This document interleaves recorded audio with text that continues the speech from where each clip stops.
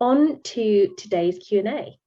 I'm delighted to welcome Richard Freeman, CEO of Always Possible, a consultancy on a mission to help ambitious businesses to define, measure, and communicate their impact. We've worked with Richard for a number of years through business support programs, through being a chamber member. So I'm very excited that I get to interview him today. It's usually him, and he's pointed this out to be that's on the other side. So yeah, very excited to be here with Richard. So I will be asking Richard some prepared questions, all designed to give you the answers that you've probably been desperate to ask someone.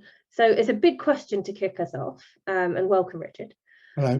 What is impact with relation to business, and how does this relate to social value, ESG, CSR, purpose, B Corp? So many acronyms there, which I know you're going to delve into for us. Some lovely letters. Firstly, hello. Yeah, it is weird, Amy, being on this side of the spotlight. I was going to be mischievous and change my name to iPad, but I thought that would be unfair. But thank you for inviting me along. It's great, big privilege to be here. So we're talking about impact, and impact is a big old area. It's can be quite a confusing area, hence asking about all those different acronyms, which I will explore in a second. And probably what we can cover in 50 minutes or so will be barely scratching the surface. And I know, looking at this illustrious, handsome audience, that some people are probably know more about this than I do, and maybe just tuning in to get a bit of a perspective, and others are very new to this as a concept, so are looking to get some fundamentals. So I'll do my best to try and speak to kind of both of those levels of experience. So what is impact with relation to business? Well, I guess the first way of thinking about that is, what is business? And I've always said, provocatively, but I mean it, that I think business has two functions, two reasons for existing. A business solves problems and it creates value. And I believe that if we use that as a kind of starting point, then that helps us think about what impact might mean in a business context. Now, obviously, some businesses create value for shareholders, and it's about making as much money from selling goods and services at scale as possible. But value can also be created through how a business behaves, through how a business, what relationship a business has with its staff, with its customers and clients, and value can be created in a number of different ways, and that's what we're going to explore a little bit. But firstly, thinking about the kind of problem-solving piece. Businesses solve problems for their clients and customers. That's the whole point. You find a gap, you find something that's missing. Either you want to do it cheaper, faster, or better than other people. But that capacity to solve problems that businesses often uniquely have, whether it's a big business or a small business, and is thinking about all the time, how do we solve this problem, is an incredible force that can be harnessed to solve problems outside perhaps what we might traditionally think of business products and services. And businesses by their very nature have impact all the time. Impact is inherent. Businesses are made up of people, a workforce, a customer base or client base. They're usually rooted somewhere, whether even if they're remote or they've got lots of different offices, there'll be a physical sort of geographical community around businesses. And that has a relationship then with kind of a local economic ecosystem, maybe networks that business is a part of, a sector or an industry, but also the physical environment that business has an impact on. So it's already having an impact, whether you like it or not. The minute you set up a business, it is having a relationship with all of those different sort of constituent parts. So when we talk about impact in relation to things like social value, ESG, CSR, purpose, whatever, really fundamentally all that is about being conscious of what that impact is. So working out whether that impact is positive or negative, whether those ripples are encouraging people to behave in a certain way, whether there's an immediate effect or secondary effect from the behavior and the kind of resources and the decisions that a business is using.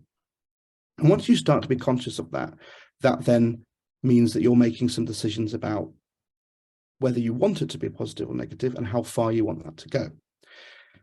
And so the first step really for any business to think when they're going, what is our impact, is to work out what problems they're solving and whether there are any further problems created by what they're doing, or whether there's the capacity or opportunity to solve further problems through the sort of skills, resources, and whether they're manufacturing something, whatever it is. And then asking themselves, the company, how can we reorientate ourselves so that we're solving multiple problems and we're not creating any? And so you have to step back a bit and work out what those problems are and what change perhaps you'd want to see if your problem solving were to become something permanent or long lasting.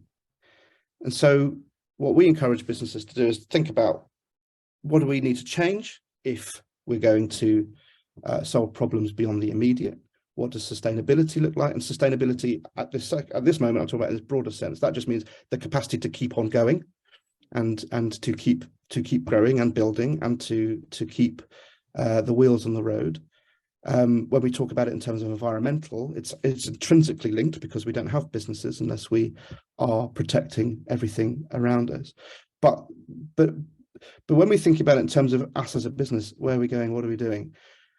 How can we continue to increase the number of problems that we're solving? Where can our business improve the capacity of our staff, our suppliers, our customers, and our other stakeholders to solve problems in their worlds, as well as just through what they're buying from us? And how can we as a business harness our expertise at solving problems to solve even bigger and bigger problems without it diminishing what we do as a business, but actually enhancing it? So I realize I'm talking fairly abstract at this time, but I think that's an important kind of philosophical starting point. And so what we ask businesses to do is just be really conscious. What is it that you're doing? What is it that you're trying to do? Why do you exist? And then all those frameworks you mentioned, all those ways of talking about impact, are just really mechanisms by which you can start to measure it.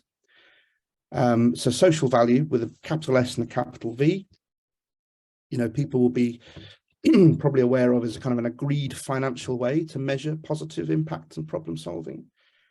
So that you can start to put a kind of return of investment figure on it. So if we, for every pound we spend on this, we can create X amount of social value return. And that's quite helpful for public sector procurement, that kind of thing. If you'll come across social value metrics, if you're bidding to provide services to a council, now that council has its own target for the number of sort of, around social mobility or something like that. So if as a business you're saying, okay, we will pledge to take X number of apprentices per year from low socioeconomic backgrounds, that has a cash value to that council, because it's reducing the amount of potentially unemployed young people, the benefits, the cost of training, all those kind of things. So you're kind of taking on that cost as a business from society, and building that into your planning. And that's how social value is often seen. So it's quite transactional, but it can be very useful. It's not perfect, but it can be useful. CSR, people will know, corporate social responsibility. That was a word bandied around a lot more, perhaps in the sort of 90s, 2000s, and often as a way for businesses to signpost the additionality that they're creating through support for charities, for causes, through giving staff time to volunteer, and it indicates often a cause-led business. And I'm going to talk a little bit about cause versus purpose-led in a minute. But CSR is a way that an organization can quite easily bolt on some stuff on the side that says we have a responsibility to give back. It will often be the phrase that's used. I think CSR as a phrase and a concept is dying a little bit, and I'm not that unhappy about that, because I think CSR can sometimes mask a number of sins. There's quite a lot. There are businesses that say, well, our CSR over here is really good, so therefore we can do bad things over here. And not all businesses do that, but I think that has been a danger in the past. So you'll hear a lot more businesses now talking about ESG, which stands for environmental, social, and governance. Now that is, unlike CSR, it's not a bolt-on on the side. ESG is about top to bottom within an organization. So it's about embedded values, culture, and behavior that look at the governance side. So that's about how an organization is run, the decisions it makes, how it spends money, how it makes decisions. Social is about staff, it's about customers, it's about community, and environment is about the direct impact that a business has on natural resources, and on the climate emergency. Now ESG has been born from the perspective of managing risk. So lots of accountants help businesses use ESG kind of from a perspective of compliance, understanding how businesses need to shift some of their behaviors and attitudes in order so that they don't get fined, essentially. And that's where it came from as a motivation, but it's got a lot more broad than that. And I think ESG is now being used really well as a way for businesses to take a look at their culture and the way that they behave. But there is no single way of calculating or measuring ESG. There are lots and lots of ways of doing it, which we can come to when we talk about measurement. B Corp is a global accreditation that is the sort of gold standard of responsible business and ethical business, for profitable businesses. The UK has around 2,500 B Corps, I think, from a global community of around 5,000. It's a rapidly increasing model that businesses are turning to. It's expensive to get and it's hard to get, and it should be. It's not perfect because it creates a kind of snapshot of evidence in time. And sometimes there are businesses that have lost their B Corp status, or some that should, to be honest, because they've not necessarily adhered to those values. But it's a good indicator of how a business thinks and feels, and how and you can't really get B Corp status unless you bring your whole staff team along. So that's what marks it out from some of the others, in which it might just be a person or a branch of the executive team that's thinking or talking about it in a certain way. B Corp has to be organizational through and through. So if you're consuming from or wanting to work for an organization that has lots of social impact, then them being a B Corp will be at least a good indicator that they've gone through quite a significant process of demonstrating that. And then purpose, when we talk about purpose, well, what does that mean? I don't know. I think it can be helpful because it indicates why that an organization exists to create and make change rather than just support it, which is maybe what cause-led businesses do. But I think it's an ambiguous phrase, and I like it in some contexts, but not in others. But there you go. That's what I think an initial starting point about where we're understanding what's the relationship between private business and impact. Thanks, Richard. Question kind of going to the point about that philosophical starting point, if you like. In your experience, what has been the main driver in the last 5 years or 10 years for businesses who talk about impact? Have you seen them, look at that? What problem do we create? What problem do we solve? What can we help our clients and stakeholders with? Or, what is the motivator that you've seen primarily? PR? Yeah, I mean, I think we've always had really exciting impact-led businesses that have disrupted their sectors or been ahead of the curve, and in Brighton and Hove, many of those have been incubated within this city. When you look at things like the Body Shop, who was probably the first true kind of impact-led business at scale to be a global brand, and then more recently, people like Hisby and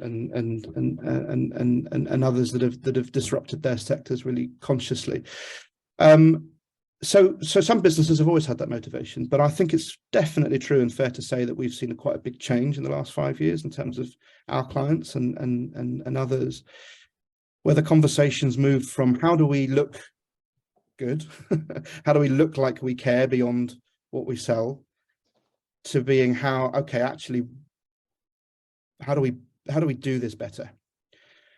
How can we have higher expectations of the ripples we create? How can we really consciously manage the impact of what we do so that there is an environmental harmony there? So we're not taking more resources from the land, from the sea, from the sky, from people than we're putting back in. That there's a higher expectation from staff about where they want to work. They want to be part of something bigger than just something that sells lowest common denominator product. And that comes with a more educated society, that comes with a more wealthy society, that comes with every generation, people are a bit more curious and a bit more and have higher expectations about what life and work might mean for them. Of course, I'm speaking in general terms here. There's a lot of people who don't have the privilege of that. There's a lot of businesses that don't have that aren't there yet. But if we're talking about a direction of travel, then that's there. But I think businesses are, I think they're being the case to be smarter, more conscious, to measure what's going on there's two reasons to do it. One is because it's the right thing to do, and one is because there's a tipping point soon, that legislation is catching up, that there are expectations that businesses be transparent about gender pay, about their environmental impact, about who they are, what they stand for, what they're doing. And in some sectors, I don't think you can really exist at all unless you're very clear about that. And others, it's going to be, sadly, 5, 10, 15 years before that tipping point arrives, and people are going to be able to get away with whatever they want for a bit longer. But as a direction of travel, that's coming.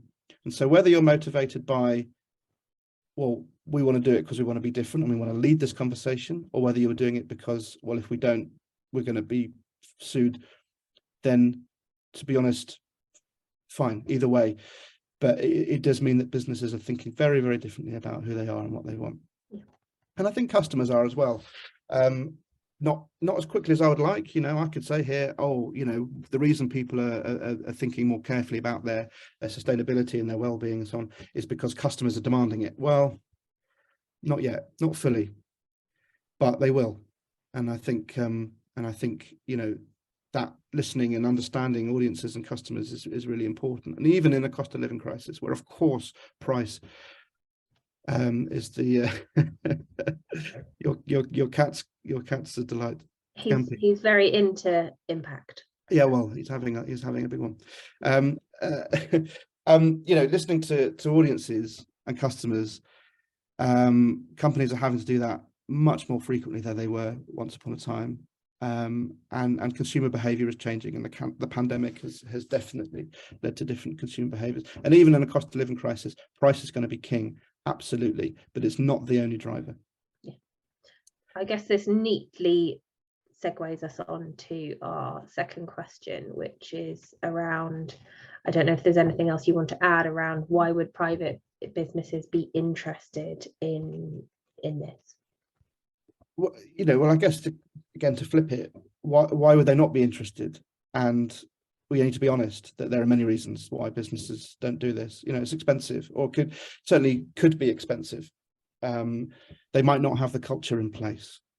They might be worried about profit dilution. They might not have the time or capacity to think about this stuff. This can be some wholesale change. If someone's not grown up as a business with this as an initial indicator, then that's going to take an awful lot of resource and time and energy to change direction.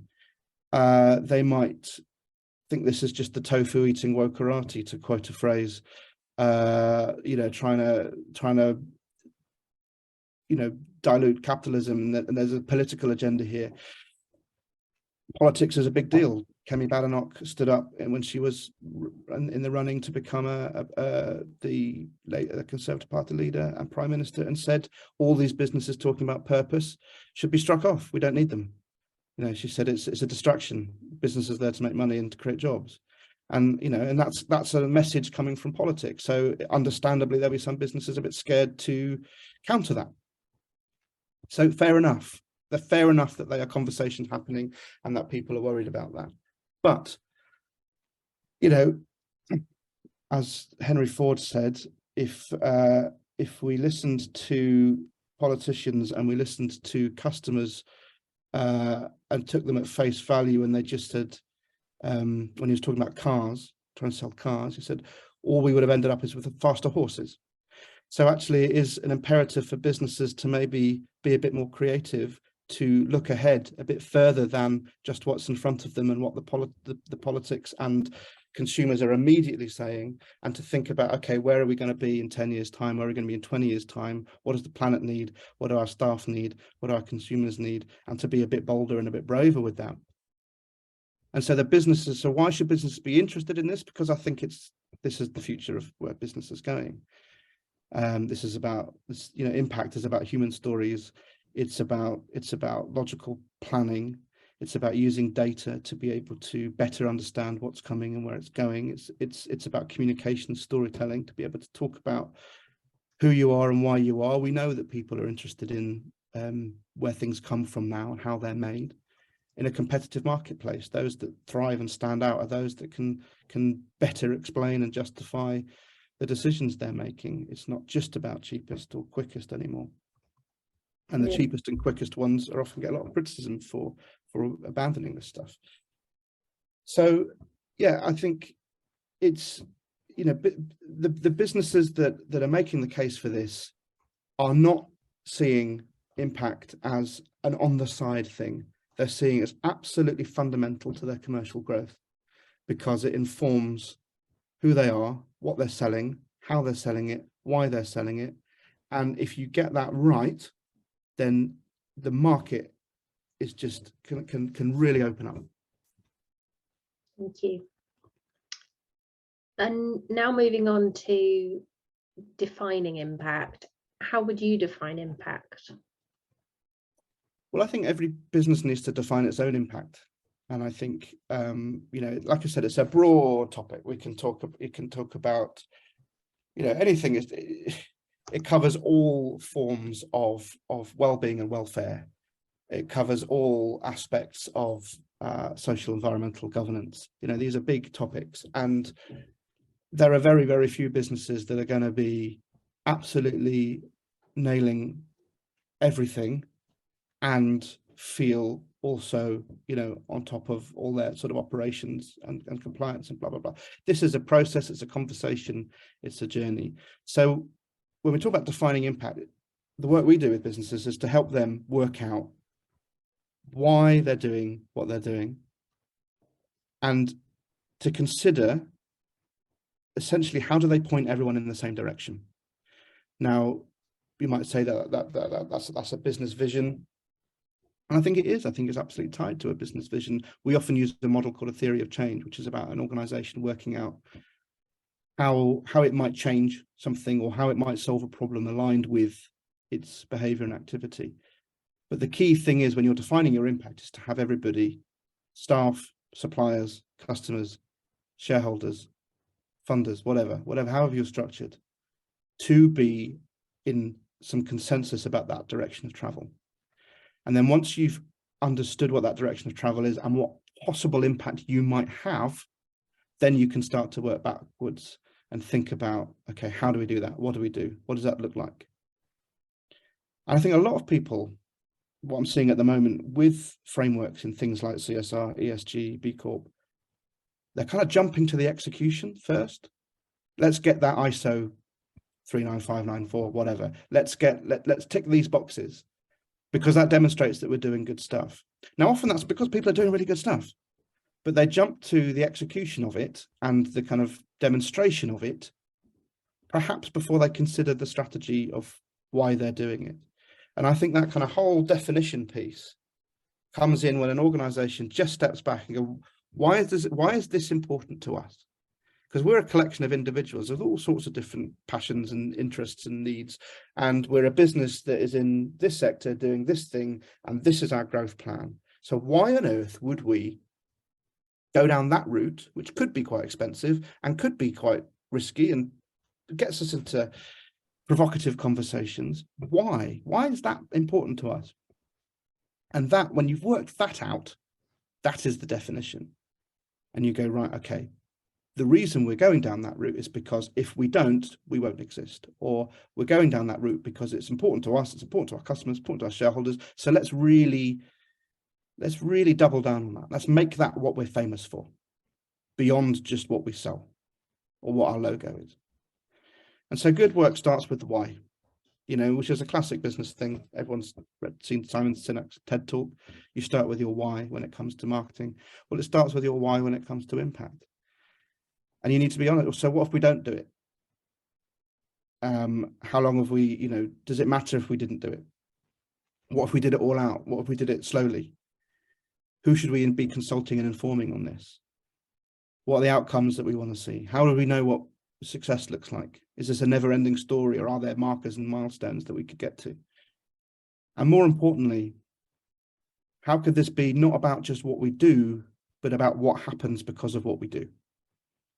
And I think that's a really big distinction between kind of cause-led and purpose-led businesses. Cause-led businesses might do some incredible stuff. They're running marathons here, they're painting community centres, they're giving money to charity, whatever. But often when you read their annual report and they talk about their CSR, it's just a list of things that they've done and sort of says, so we feel good about that. And that's brilliant. But true impact is asking yourself, so what?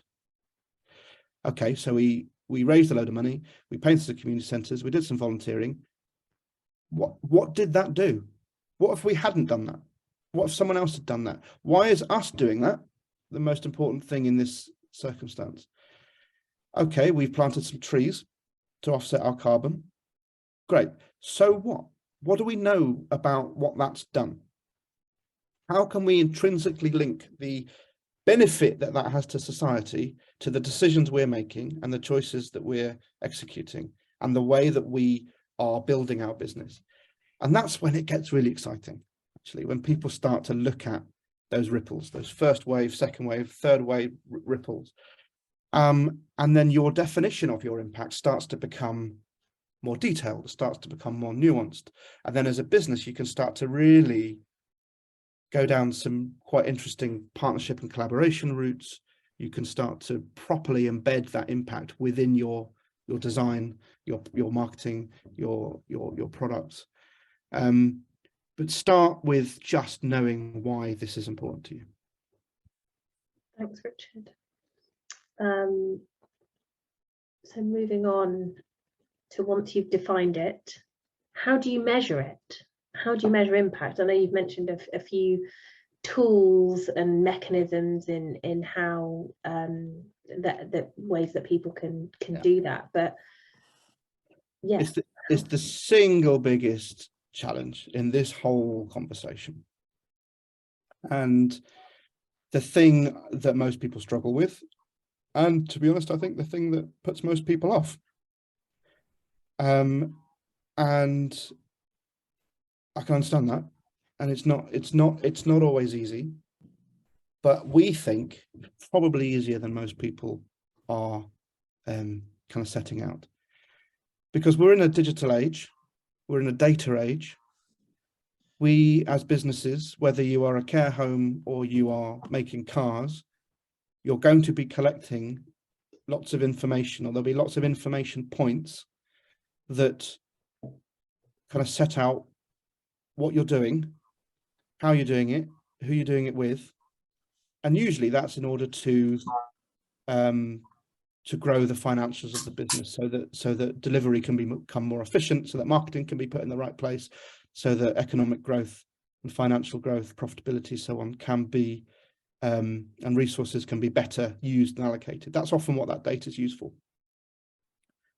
But that data can also be really, really helpful in thinking about impact, especially when you start to correlate that with other forms of data.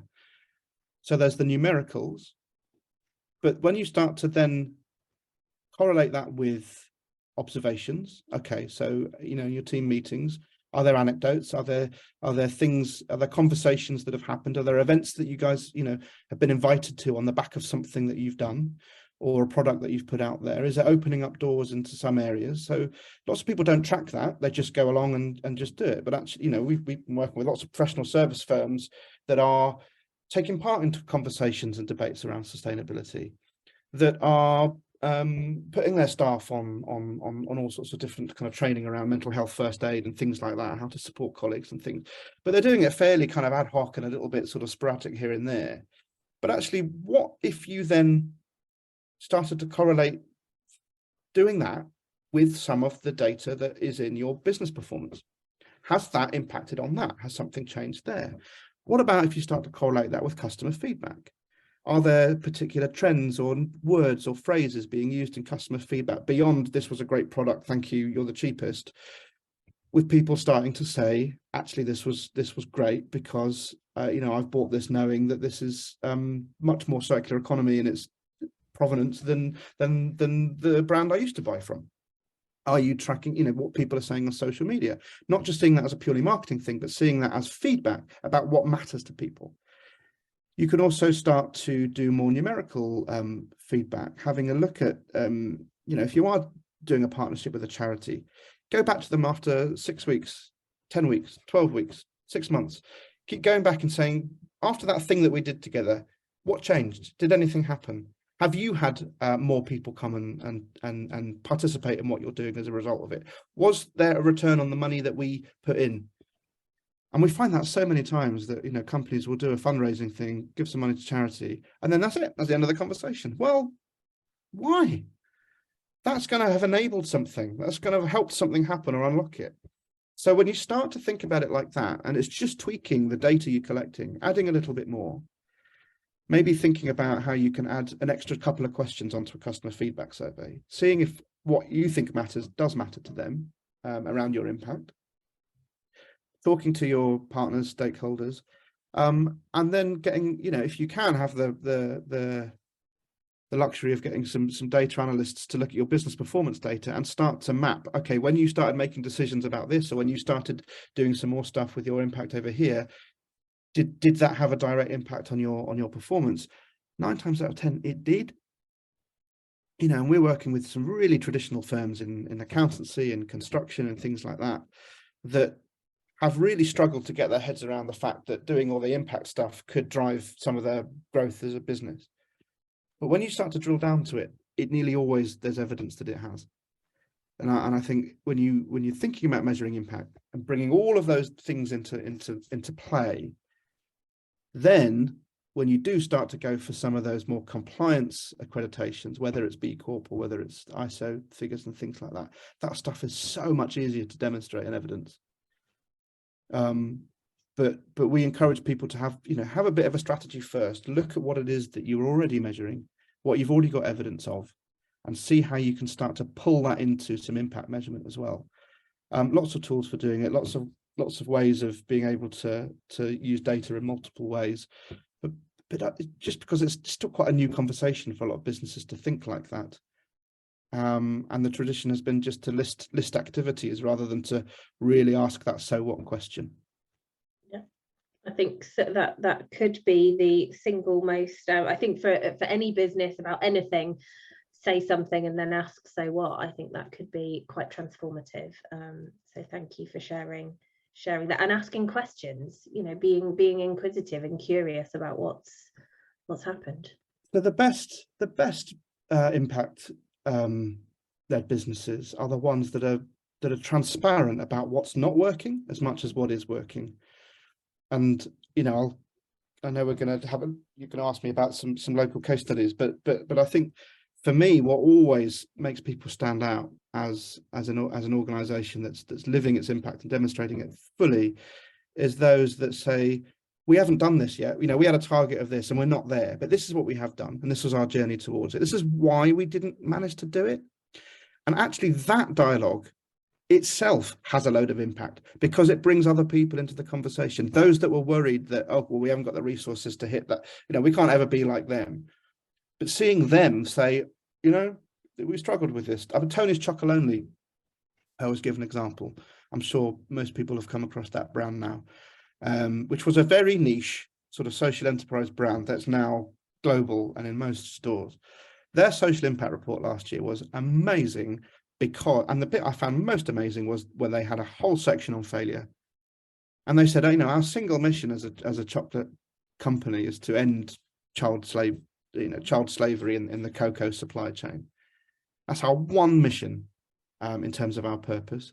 But we know that one of our suppliers wasn't as transparent or didn't do their due diligence properly. And we think that somewhere in that, there was probably some child exploitation.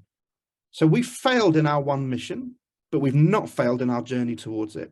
And then they start to measure that, and they start to talk about that, and then they start to be really clear about what they could do differently to do that more scrutinized of their supply chains, how they can support their supply chains in this. And for me, that's a big as impact as if they'd succeeded. In fact, probably more so, because they're creating they're kind of showing their workings out. Their measurement is about the process. It's not just about, we did this, aren't we great? And I think that's really important. Thanks, Richard. Before we get on to our next question, I wanted to pick up on something you'd mentioned around, making sure it's embedded in the business strategy from the outset when you're asking why. What's your advice on how to work together with teams to push it at a senior level as well, to make sure that it isn't just that one person that's been employed as the sustainability officer or the inclusion officer, as we've seen, and when they go on leave, there's nobody else to answer any questions about B Corp because they're gone. And yeah, if you got any advice around, and I'm talking from some examples I've heard from people going, yeah, I can't answer that question because the person's not there, but it's not embedded. I'm always initially slightly worried when a business has a kind of social impact officer, until I'm reassured by delving in to see that you know, they have got that. Because you're right, I mean, I think that, you know, that can then become that box ticked because we've invested in that person, and therefore they are in charge of all of our, you know, social impact. That does not work unless it is embedded culturally throughout, and that person is really, their job is to push it forward, not to do it all. And so I think it's about, let's say you asked the same question about sort of digital skills or digital literacy or transformation 10 years ago, because that would have been just because of people saying, well, how do we embed that throughout the whole organization? How do we expect all staff to be, you know, competent and advancing their skills in digital literacy when people haven't learned it at school? It's not in their job role. It's not something, you know. So fast forward 10 years, it is in every job description now. Can you tell me a job where, you know, apart from maybe some very, very manual work, where digital literacy and competency wouldn't be expected, where the language of digital adoption and transformation isn't embedded through a company's strategy through and through? Well, we need to have the same in terms of impact. We need impact literacy. We need every single person to consider that to be part of their job, is thinking about, what problem am I solving? What do I want to be a part of in my team, in my department?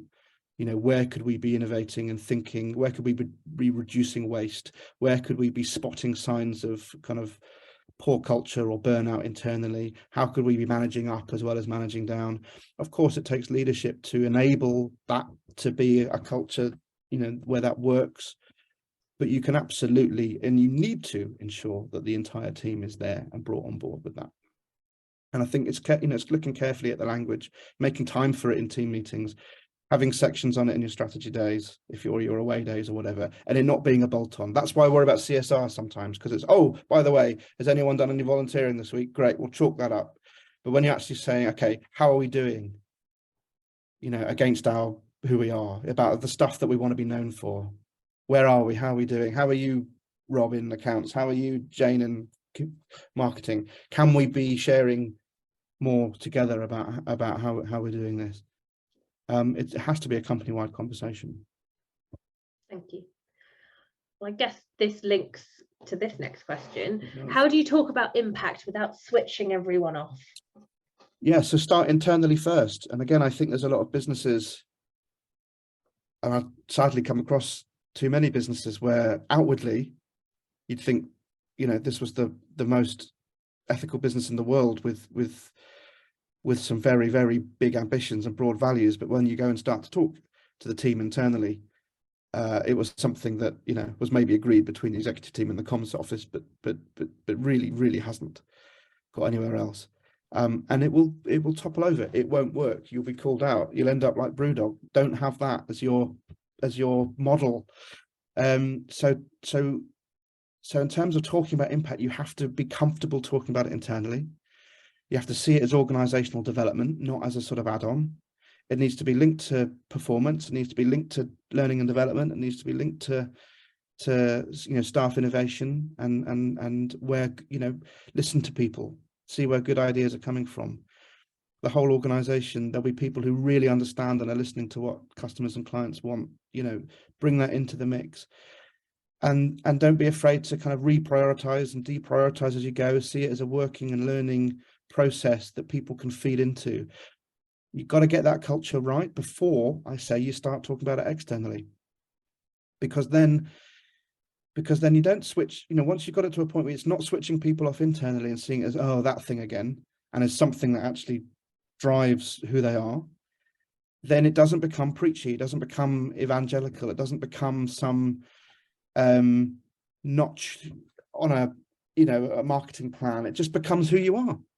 So if people are talking about it with as much enthusiasm and interest as they are, you know, a new design concept or a new product innovation, what they're also talking about is how that design concept and product innovation is solving some social problems too, or how it's part of a wider conversation. When that is genuinely as exciting and comfortable and logical, then external audiences get it, and it makes sense.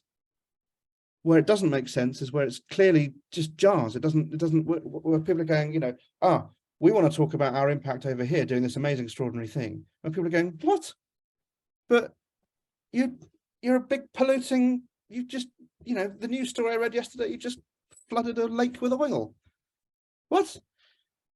So people will switch off then because they're cynical, they don't believe you. And people often don't, you know, they don't believe a lot of marketing stories.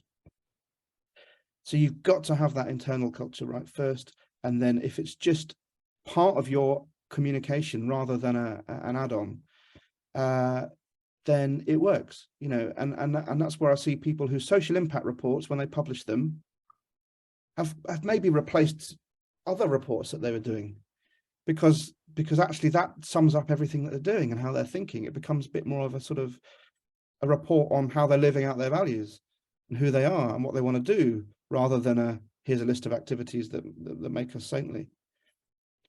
And it doesn't jar, and people don't get switched off because it's exciting. Sure. I'm just reading a question that's come through. So questions come through is, should businesses have a balance sheet that includes social impact, and should it be balanced with profit? In an ideal world, yes, of course, absolutely. But we're not in an ideal world yet. So not being able to do that shouldn't put you off having a really good impact strategy. But absolutely, and you know, and I think in terms of the world of accounting, ESG score lines are already there for a lot of big businesses, sometimes because that's linked to investment and it's linked to risk management. So there is a kind of line put in there. But I think as smaller and smaller businesses grow confidence with this stuff, setting it out as a financial metric and putting it alongside your profit line, absolutely. I think that would be absolutely where we should go. But as I say, don't, you know, I wouldn't make that thing that worry, you know, that's something that worries you at the moment. But this is also on accountancy firms to encourage this and to have these conversations with their clients. And I know that that's been traditionally quite difficult for accountancy firms, which often, you know, their job, as often as they see it, is to help their clients pay as little tax as possible and to, you know, move profit around in the most efficient way that they can to underline growth. But I'm sure they won't mind me saying, but one of our clients is Creston Reeves, big accountancy firm with a presence in Sussex. They declared they announced their B Corp status this week. And they're really looking at this about how accountants, who are the best people to measure stuff, can help all of their clients measure their impact. And that makes my heart sing, because that's exactly what we should be going. Yeah, just exactly what you said at the start, that it's about what can we do to help everyone, not just us. Oh. Yeah, amazing. Thanks for sharing that. Question has come through around, is improving staff's perception of a business just as important as what customers think and the short-term P&L? More important, I think. And you've got to have that internal conversation first. Staff have to feel, even if, and we come across a lot, particularly manufacturing businesses, there's always this tricky perception and concept divide between those in the office with their nice chairs and their filter coffee, and then those on the factory floor that we're certainly getting paid a lot less. And that's 200 years of industrial revolution that's created this model, and it's a hard one to shift, and for all people within a business to feel part of something bigger. But we have to try. And actually, I think there's some really progressive manufacturing organizations, some based in Sussex, that are really trying to get that right, and to bring all staff along on this journey, or to find space and ways for staff to input into this stuff. I think you've got to get that right before obsessing about your customers, because your customers will see it. They'll see it. Thanks, Richard. Well, you mentioned that we were going to delve into a few Sussex case studies of businesses that are really doing well with impact and growth at the same time. Can you share a couple of them now before we close? Yeah, I mean, just a few examples of where I think it's been really clear what problems people have been trying to solve. And for me, that's the overriding bit of clarity internally and externally. It's not it's not just, oh, what have we done? It's what problems have we solved? It's that so what thing. So a few examples. Some are B Corp, but some aren't. And I think it's important to recognise B Corp isn't the only definition of a really impactful business. And they're not all huge either. But Creston Reeves, I just mentioned, PropellerNet in Brighton, their search marketing agency, and actually I think they've sort of not shifted but added to their impact story. For many years they wanted to be the best place to work in the world. So the problem they wanted to solve was the sort of some of the toxic work harder culture within marketing agencies, and so they wanted to tackle that head on and create a really nurturing and positive place to work. But I think that's still their mission, but they've added on to that a really substantial mission around sustainability and what role can digital companies play. And so Sam Zindel, the co-CEO, has set up low carbon leaders. They, I think they've their net zero by 2030. I think they've brought forward as a target. They're certainly completely carbon neutral now. There's zero waste from their office. And I think that's a real inspiration, excuse me, for a lot of other tech businesses that think, oh, well, we have a low footprint because it's just guys on computers. We don't really need to worry about this. We're not manufacturing stuff or have loads of vehicles. So I think they've raised the bar and have said, actually, we are part of a problem, and we've got some ways to solve it. I think people like Lewis Football Club, who've, the problem they're trying to solve is around gender equality within football. I think they've been really clear about how they're approaching that, and that's put them on a national platform, as much for the problem they're trying to solve here socially as it is for the football. People like Fresh Egg in Worthing, another digital agency, not a B Corp, but we've been working with them on some events recently.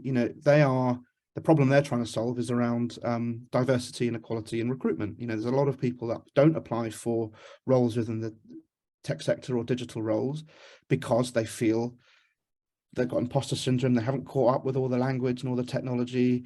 Sometimes the job descriptions are really kind of opaque, and it's quite difficult. You know, it's a well-connected world, and if you're not part of that world, so they're launching a skills academy, which is open to absolutely anybody, any age, any background, who wants to, you know, explore what a career in digital marketing might look like. And extraordinarily, everyone they take on in the academy, they're going to pay.